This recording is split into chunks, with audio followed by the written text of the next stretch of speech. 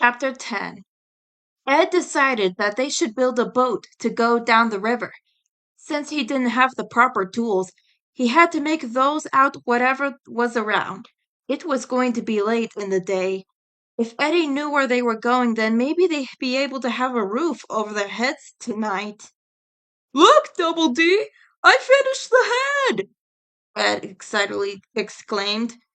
That's very helpful, Ed. Unlike others who sit around and watch, Ed said with a sneer.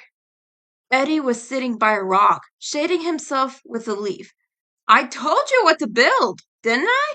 Now get back to work. My bro ain't getting any younger. Ed noticed the exhausted sigh Ed let out.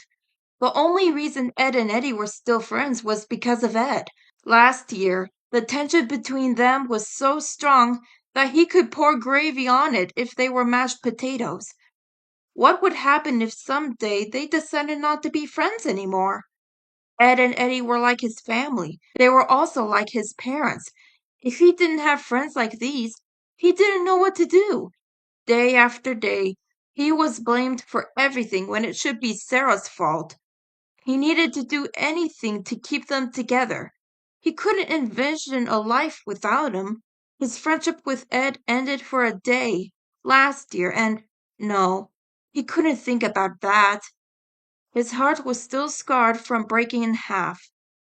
The project was done. Maybe that would make everyone feel better. Eddie! It's a duck! See? Ed exclaimed as he dragged his friend away from his spot. It was a duck. It had a body and a head. Steam built up within Eddie. Why did these things happen when his back was turned? I thought you were making a boat, he yelled, pointing a finger at Ed. And a boat it is, Eddie. It mimics the common mallard in order to offer mineral disruption to the local fauna, Ed said proudly, polishing up on his own hard work. It's got a sauna?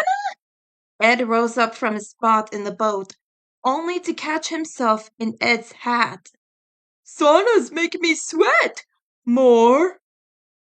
Ed kept his cool. It was no big deal. His hat wasn't actually off. He pulled his hat, but didn't go as planned. His hat stayed on Ed as he fell to the ground. Thankfully, not to the whole cul-de-sac. It was worse for his friends to see. My eyes! They're burning! Eddie yelled in a melodramatic way. You stop that! Does it hurt, Double D? Ed asked, sounding interested.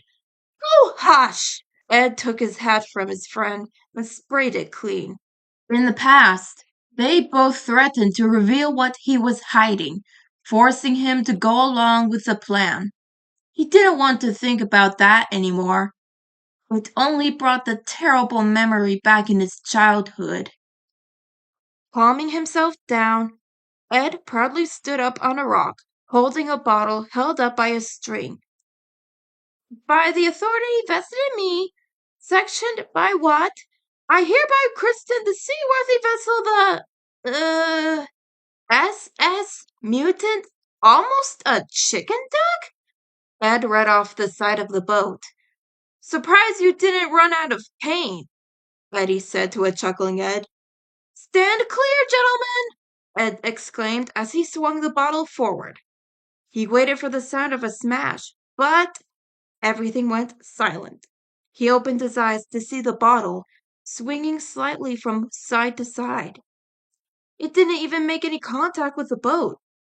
Ed's cheeks grew hot when Eddie started to laugh at him. Why did that happen? Was it because he was afraid to hurt a little bottle? Hey, Muscles! Can we go now? My bro will make us eat a barnacle if we show up while he's watching Matlock. Really?